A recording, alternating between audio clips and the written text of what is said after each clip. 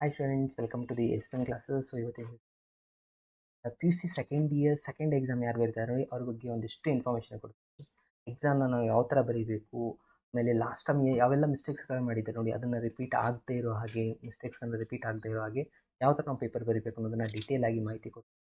ಹಾಗೆ ಸ್ಕೋರ್ ಯಾವ ಥರ ಮಾಡಬೇಕು, ಔಟ್ ಆಫ್ ಔಟ್ ಯಾವ ಥರ ಮಾಡಬೇಕು, ಆಗಿನ ಕೆಲವೊಂದಿಷ್ಟು ಪಾಸಿಂಗ್ ಸಲುವಾಗಿ ಕೆಲವು ಫ್ರೆಂಡ್ಸ್ ಪ್ರಿಪೇರ್ ಮಾಡ್ತಿರ್ತಾರೆ, ಅವರಿಗೂ ಕೂಡ ಈ ಒಂದು ವಿಡಿಯೋ ಬಹಳ ಹೆಲ್ಪ್ಫುಲ್ ಆಗುತ್ತದೆ. ಎಂಡ್ವರೆಗೂ ಎಲ್ಲರೂ ಇವತ್ತಿನ ವಿಡಿಯೋನ ವಾಚ್ ಮಾಡಿ ಫ್ರೆಂಡ್ಸ್. ಸೊ ಸ್ಟಾರ್ಟ್ ಮಾಡೋಣ. ಮೊದಲಿಗೆ ನೋಡಿ, ನಾನು ಫೇಲ್ ಆಗುವಂಥ ಫ್ರೆಂಡ್ಸು ಜಸ್ಟ್ ಪಾಸಿಂಗ್ ಪ್ರಿಪೇರ್ ಮಾಡಿರ್ತೀರಾ. ಯಾವ ಥರ ನೀವು ಪೇಪರ್ ಬರೀಬೇಕು ಅಂದರೆ, ಅಗೇನ್ ಪಾಸಿಂಗ್ ಅಂದರೆ ಆ್ಯಕ್ಚುಲಿ ಪಾಸಿಂಗ್ ಎಲ್ಲ ಇದು ಸ್ಕೋರ್ ಮಾಡ್ಬೋದು ಆರಾಮಾಗಿ.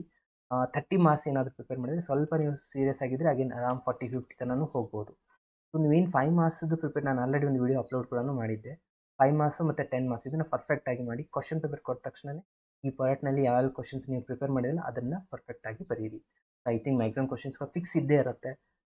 For example application of derivative, integral ಆಗಿರ್ಬೋದು, ಅಥವಾ ಡಿ ಡಿ ಡೆರಿವೇಷನ್ ಆಗಿರ್ಬೋದು, ರಿಲೇಷನ್ ಆಗಿರ್ಬೋದು, ಡಿಫ್ರೆನ್ಷಿಯೇಷನ್, ಎಲ್ಲ ಮ್ಯಾಕ್ಸಿಮಮ್ ಕೆಲವೊಂದು ಕ್ವಶನ್ಸ್ ಫಿಕ್ಸ್ ಇದ್ದಾವೆ. ಸೊ ಅವಷ್ಟು ಪರ್ಫೆಕ್ಟ್ ಮಾಡಿ ಅದನ್ನು ಮೊದಲಿಗೆ ಬರೆದ್ಬಿಡಿ, ಕಾನ್ಫಿಡೆನ್ಸ್ ಬರುತ್ತೆ ನಿಮಗೆ. ಅದಾದಮೇಲೆ ಗ್ರಾಫು ಮತ್ತು ಡಿಟರ್ಮಿನೆಂಟು ಇಷ್ಟು ಮಾಡಿಬಿಟ್ರೆ ನಿಮ್ಮದು ಅಲ್ಲಿ 30 ಮಾರ್ಕ್ಸ್ ಆಗಿಬಿಡುತ್ತೆ. ಅದಾದಮೇಲೆ 2 ಮಾರ್ಕ್ಸ್ 3 ಮಾರ್ಕ್ಸ್ನ ಬರೀರಿ. ಇನ್ನು ಯಾರೆಲ್ಲ ಸ್ಕೋರ್ ಜಾಸ್ತಿ ಮಾಡ್ಕೋಬೇಕು ಅಂತ ಹೇಳಿ ಅಪ್ಲೈ ಮಾಡಿರ್ತಾರೆ ನೋಡಿ ಸೆಕೆಂಡ್ ಟೆಸ್ಟ್ಗೆ, ಅವರಿಗೆ ಹೇಳೋದು ಲಾಸ್ಟ್ ಟೈಮ್ ಅಗೇನ್ ಅಬ್ಸರ್ವ್ ಮಾಡಿ ಎಲ್ಲಿ ನಿಮ್ಮ ಮಾರ್ಕ್ಸ್ ಹೋಗಿತ್ತು, 2 ಮಾರ್ಕ್ಸಲ್ಲಿ ಹೋಗಿತ್ತಾ, 3 ಮಾರ್ಕ್ಸಲ್ಲಿ ಹೋಗಿತ್ತಾ ಅಬ್ಸರ್ವ್ ಮಾಡಿ, ಏನು MCQಯಲ್ಲಿ ಹೋಗಿತ್ತಾ ಅದನ್ನು ಅಬ್ಸರ್ವ್ ಮಾಡಿ ಅದನ್ನು ಸ್ವಲ್ಪ ಸ್ಟ್ರಾಂಗ್ ಮಾಡಲಿಕ್ಕೆ ಪ್ರಯತ್ನ ಮಾಡಿ. ಯಾಕೆಂದರೆ 5 ಮಾರ್ಕ್ಸ್ 10 ಮಾರ್ಕ್ಸ್ ಆಬ್ವಿಯಸ್ಲಿ ಯಾರೂ ಮಿಸ್ಟೇಕ್ ಮಾಡಲ್ಲ ಅಂತ ಅನ್ಕೋತೀನಿ. ಸೊ ಅಲ್ಲಿ ಮಿಸ್ಟೇಕ್ ಮಾಡಿದರೆ ಅದನ್ನು ಕೂಡ ಸ್ಟ್ರಾಂಗ್ ಮಾಡಬೇಕು. ಎಕ್ಸ್ಟ್ರಾ ಕ್ವಶನ್ ಬರಲಿಕ್ಕೆ ಪ್ರಯತ್ನ ಮಾಡಿ. ಅದಾದಮೇಲೆ ಇನ್ನು 2 ಮಾರ್ಕ್ಸ್ 3 ಮಾರ್ಕ್ಸದು ಮೊದಲಿಗೆ ಫಿಕ್ಸ್ ಇರಲಿ ನಿಮ್ಮ ಪ್ಲ್ಯಾನು. 2 ಮಾರ್ಕ್ಸಲ್ಲಿ ಯಾವೆಲ್ಲ ಕ್ವಶನ್ಸನ್ನು ನೀವು ಪ್ರಿಪೇರ್ ಮಾಡಿದ್ದೀರಾ, 6 ಕ್ವಶನ್ ಮಾಡಬೇಕು ಪ್ಲಸ್ 2 ಎಕ್ಸ್ಟ್ರಾ ಕ್ವಶನ್ ಪ್ರಿಪೇರ್ ಮಾಡಿ ಹೋಗಿ. ಸ್ಟಾರ್ಟಿಂಗಲ್ಲೇ ಎಕ್ಸ್ಟ್ರಾ ಕ್ವಶನ್ ಬರೀಲಿಕ್ಕೆ ಹೋಗಬೇಡಿ.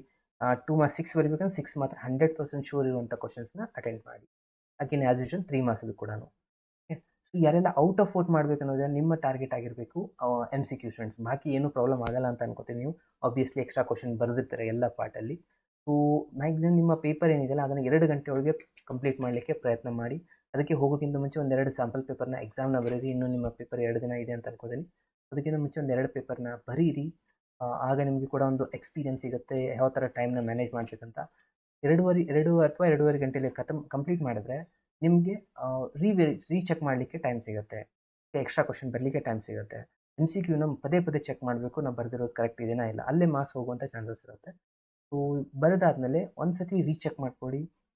ಒಂದು ಆಪ್ಷನ್ ನೀವು ಕರೆಕ್ಟ್ ಮಾಡಿದರೆ ಉಳಿದಿರುವಂಥ 3 ಆಪ್ಷನ್ ರಾಂಗ್ ಇರುತ್ತೆ. ಅದು ಯಾಕೆ ರಾಂಗ್ ಇದೆ ಆ ರೀಸನ್ ನಿಮ್ಗೆ ಗೊತ್ತಾದರೆ 100% ಆನ್ಸರ್ ಕರೆಕ್ಟಾಗಿ ಇರುತ್ತೆ. ಓಕೆ, ಈ ಎಲ್ಲ ಪಾಯಿಂಟ್ಸ್ನ ಸ್ವಲ್ಪ ತಲೆಯಲ್ಲಿಟ್ಕೊಂಡು ಎಕ್ಸಾಮ್ನ ಬರೀ ಸ್ಟೂಡೆಂಟ್ಸ್. ಪದೇ ಪದೇ ನಾನು ನಿಮ್ಗೆ ಹೇಳ್ತಾ ಇದ್ದೀನಿ, ಲಾಸ್ಟ್ ಟೈಮ್ ನೀವು ಏನೆಲ್ಲ ಮಿಸ್ಟೇಕ್ಸ್ ಮಾಡಿರ್ತೀರ, ಐ ಥಿಂಕ್ ನೀವೆಲ್ಲರೂ ಸ್ಕ್ಯಾನ್ ಕಾಪಿ ತರಿಸಿರ್ತೀರ ಅಂತ ಅನ್ಕೊಂಡು ಅದರಲ್ಲಿ ಅಬ್ಸರ್ವ್ ಮಾಡಿ ಏನೆಲ್ಲ ಮಿಸ್ಟೇಕ್ಸ್ ಮಾಡಿದ್ದೆ ನಾನು ಮೈಂಡಲ್ಲಿ ಅಂದ್ಕೊಂಡಿರೋದು ಒಂದೇ, ಬರೆದಿರೋದು ಒಂದೇ ಆಗಿರುತ್ತೆ ಒಂದೊಂದು ಸಿಚುವೇಷನಲ್ಲಿ. ಆಮೇಲೆ ಕೆಲವೊಂದು ರಿಲೇಷನ್ ಫಂಕ್ಷನ್ ಚಾಪ್ಟರ್ ಇರ್ಬೋದು ನೋಡಿ, ಅದರಲ್ಲಿ ಸಿಂಬಾಲ್ಸ್ ಹಾಕಿರಲ್ಲ, ಕನ್ಕ್ಲೂಷನ್ ಬರೆದಿರೋದಲ್ಲ, ಈ ಥರ ಎಲ್ಲ ಸಣ್ಣ ಪುಟ್ಟ ಮಿಸ್ಟೇಕ್ಸ್ಗಳಿಂದ ಮಾರ್ಕ್ಸ್ ಕಟ್ ಆಗಿರುತ್ತೆ. ಅದ್ರ ಬಗ್ಗೆ ಸ್ವಲ್ಪ ಕ್ಲಿಯರಾಗಿ ಅಬ್ಸರ್ವ್ ಮಾಡಿ ಎಕ್ಸಾಮ್ನ ಬರೀರಿ. ಓಕೆ, ಸೊ ಅಗೇನ್ ನಾನು ಹೇಳ್ತಾ ಇದ್ದೀನಿ, ಯಾರೆಲ್ಲ ರಿಸಲ್ಟು ನಾಟ್ ಕ್ಲಿಯರ್ ಆಗಿದೆ ನೋಡಿ ಅವ್ರಿಗೆ ಹೇಳ್ತಾ ಇದ್ದೀನಿ, ಫಸ್ಟಿಗೆ ಡಿ ಪಾರ್ಟ್ನೇ ಬರೀರಿ. 5 ಮಾರ್ಕ್ಸ್ ಮತ್ತು 10 ಮಾರ್ಕ್ಸ್ ಕಂಪ್ಲೀಟಾಗಿ 30 ಮಾರ್ಕ್ಸ್ ಆಯ್ತಲ್ಲ, ಆಗ ಒಂದು ಸ್ವಲ್ಪ 2 ಮಾರ್ಕ್ಸ್ 3 ಮಾರ್ಕ್ಸ್ ಬರೀ. ಫಸ್ಟಿಗೆ 2 ಮಾರ್ಕ್ಸ್ 3 ಮಾರ್ಕ್ಸ್ ಬರೀತಾ ಹೋದರೆ ಎಲ್ಲನೂ ನೀವು ಅರ್ಧ ಆನ್ಸರ್ ಬರೀತಾ ಹೋಗ್ತೀರಾ, ಕ್ಲಿಯರೆನ್ಸ್ ಇರಲ್ಲ, ಸೊ ಪ್ರಾಪರಾಗಿ ಆನ್ಸರ್ ಆಗಲ್ಲ. ಸೊ 5 ಮಾರ್ಕ್ಸ್ 10 ಮಾರ್ಕ್ಸ್ ಕ್ಲಿಯರ್ ಆಯಿತಾ, ಅಗೇನ್ ಬೇಕಾದ ಆನ್ಸರ್ಸ್ನ ಬರೀರಿ.